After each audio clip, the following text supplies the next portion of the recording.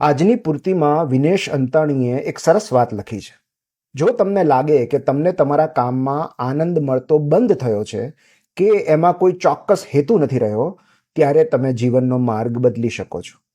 દિશા બદલવી એ નિષ્ફળતા નથી. કશુંક નથી ગમતું તો એ છોડીને બીજું કશુંક અજમાવવું એ ગુનો નથી. ઉલટું તે એક સારી નિશાની છે કે તમે હજુ કંઈક કરવા માંગો છો. કોઈ એક જ પ્રકારના કામમાં બંધાઈ જવું, ફસાઈ જવું કે એમાંથી નીકળી ન શકવું એ પણ કારાવાસ જ છે. માનવ જીવનની સાર્થકતા માત્ર એની સિદ્ધિઓથી ન કરી શકાય. એને રસ્તો બદલવાનો કે પાછા ફરવાનો હક છે. લેખના અંતમાં તેમણે એક અદ્ભુત વાત લખી છે કે સફળતાની પણ એક સીમા હોય છે અને એની સામે પાર એક ઘર આવેલું હોય છે, જ્યાં એક દીવો ટમટમતો હોય છે. એ દીવાનું અજવાળું આંખો આંજી નાખતા પ્રસિદ્ધિના પ્રકાશથી વધારે શાતા આપે છે.